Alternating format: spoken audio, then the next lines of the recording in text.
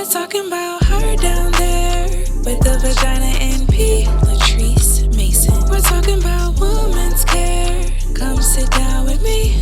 Holistic health solutions and services to women of all ages. These are kind of like the duties that we do to start clinic. So here I am restocking the skincare products. And then I am restocking like the drinks and stuff we have in the lobby for the patients and for the clients.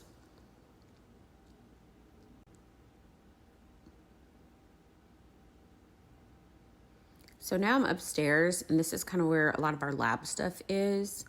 A lot of time we actually use Quest, so we order supplies from them, and that's a centrifuge over there that spins down the blood.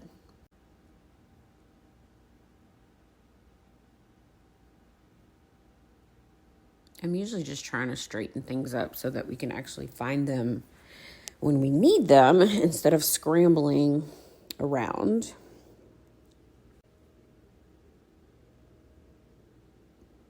So now I'm like restocking the butterfly needles that we use to draw blood and making sure that we just have enough for later in the day because we draw a lot of blood throughout the day.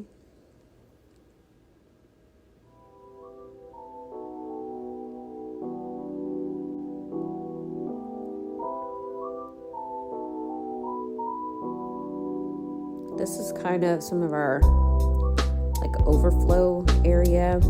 So up there we have like extra tubing, we have extra syringes, gauze, we have Band-Aids, and we have a lot of our genetic testing kits. So whenever we run out of space in the lab, we will put extra stuff up here. Try to keep it as organized as possible, again, so that we can find stuff when we're actually looking for it in a pinch.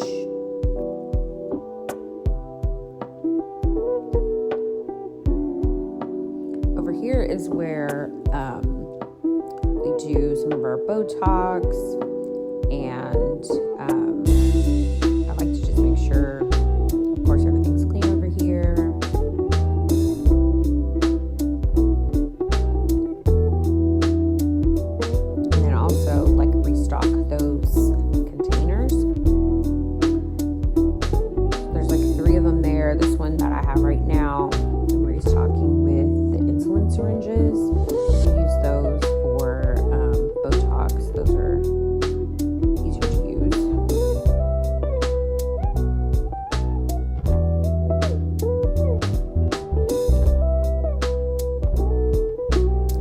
Other two containers next to it, one has alcohol swabs and the other one has gauze.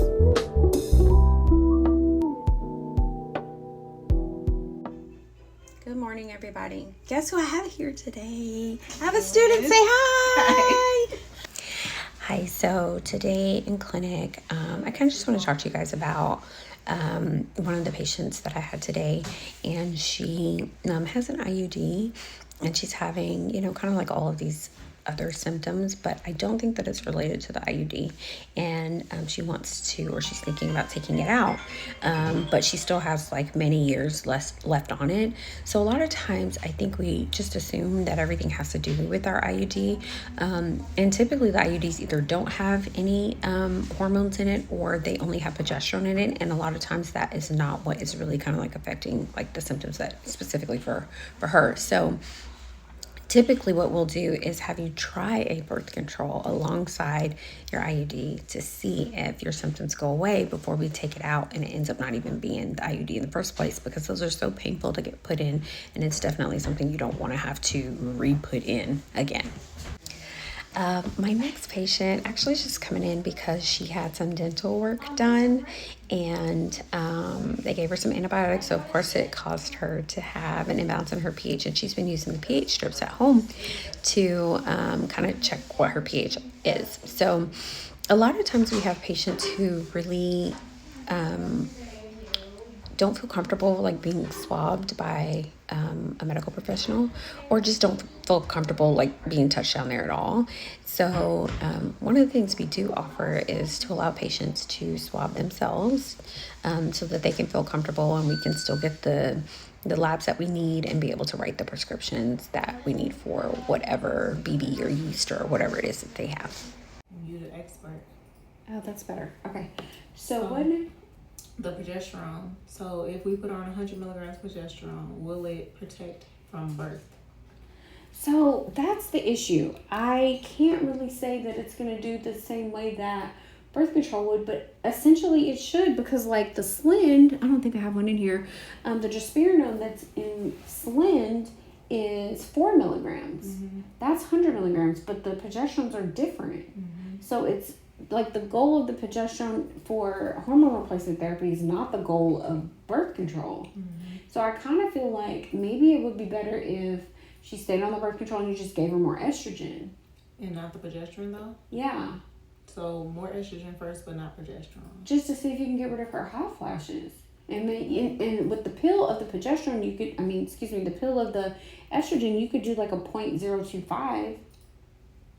0.025 of estrogen. Versus a 0.05. I gotta see what birth control she's on. What's the strongest birth control?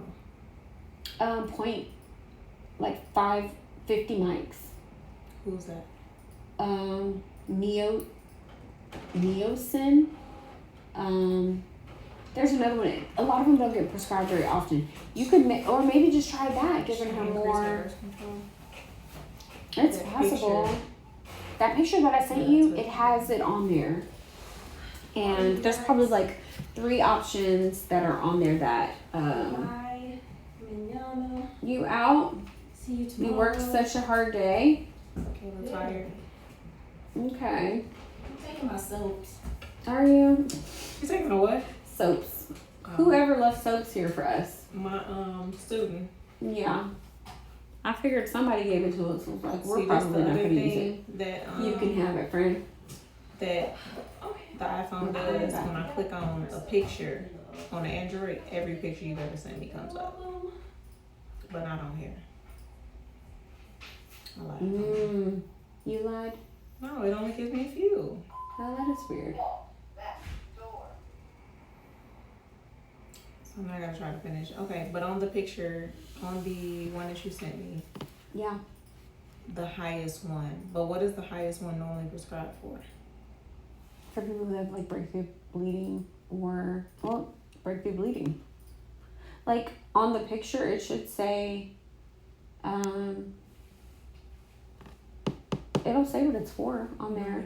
Like X something, I can't think of what it's called, but it basically is just saying that they have breakthrough bleeding or heavy bleeding.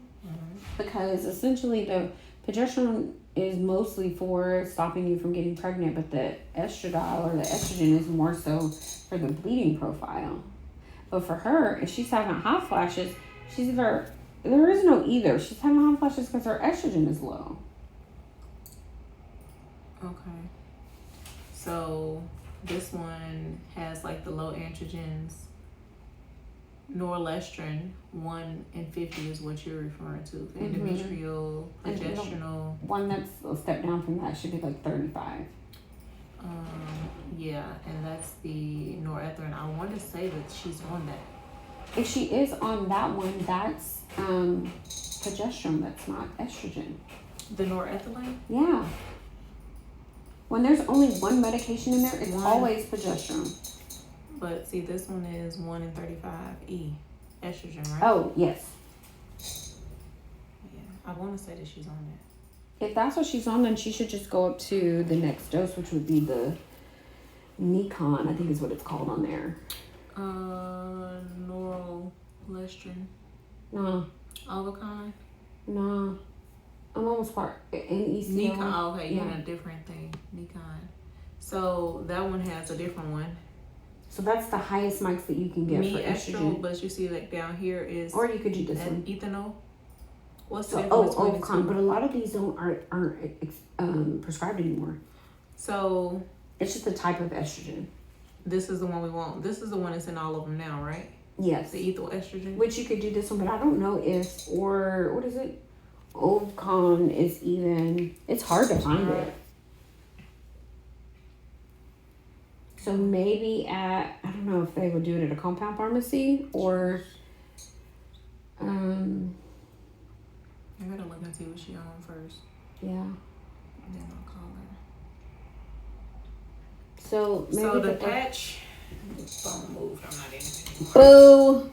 So. That's my student right there. She's pretending to do some work. No, she's not doing anything. Oh. I know.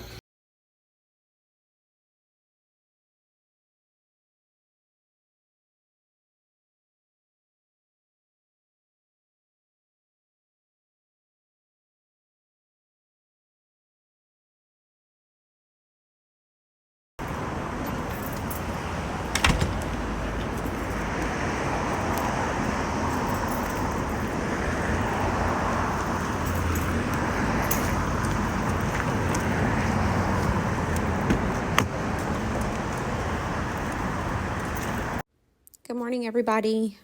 Today I am starting clinic help, but unfortunately my medical assistant is not here for today. So this is what I do to prepare when I'm kind of in clinic by myself.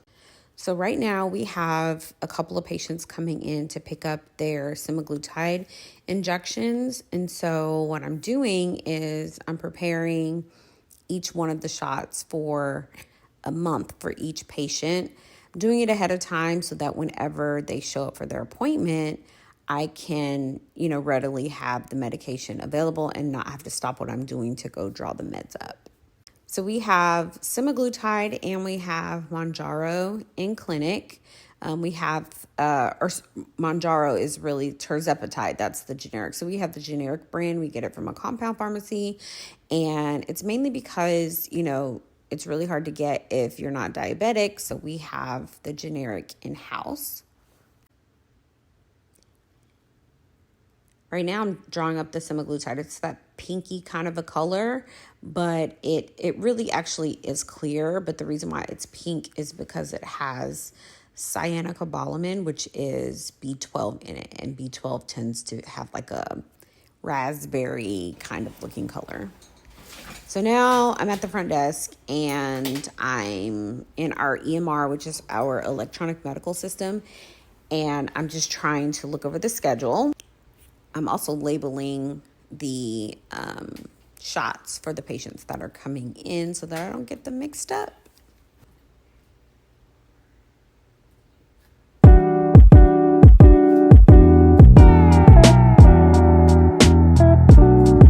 In addition to labeling them, I'm also putting dosage, the frequency, the location, and the route, so that the patients know exactly what they're supposed to be doing.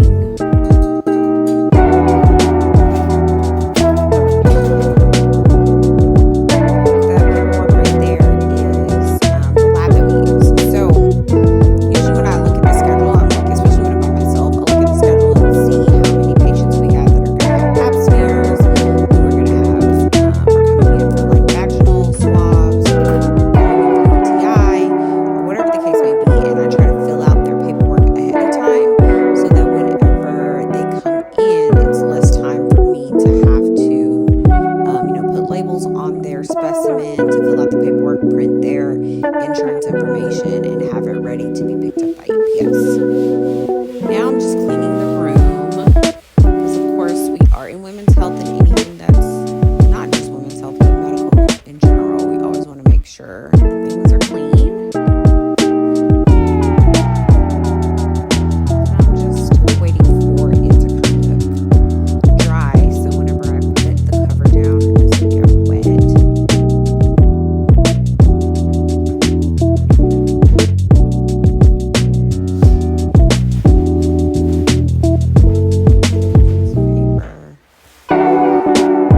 Some paper.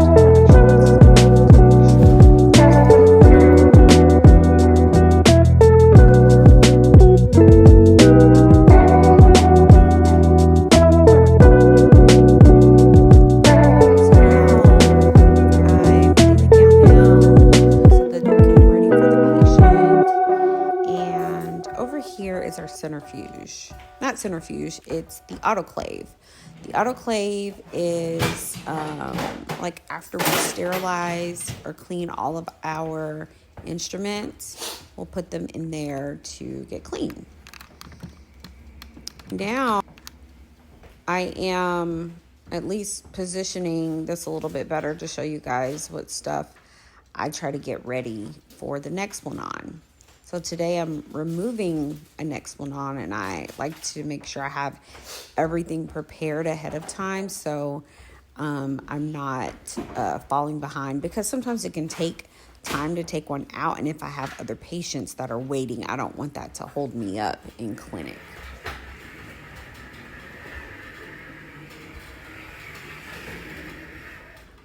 So this is a little side table.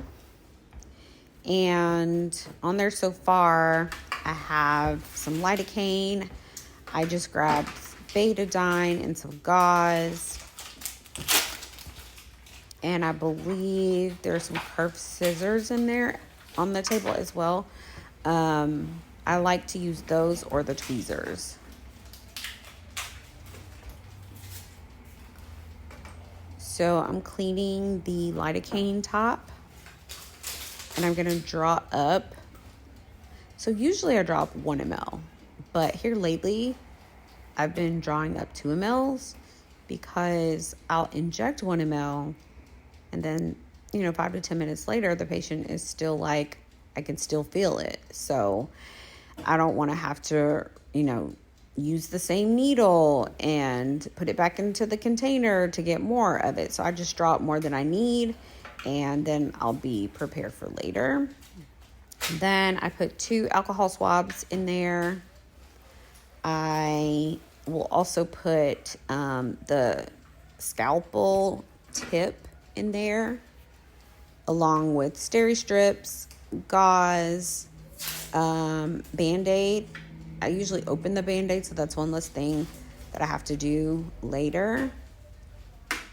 And then, kind of leave the rest of the stuff on the table just in case I need it. And what I just put in there was the holder for the scalpel, the blade.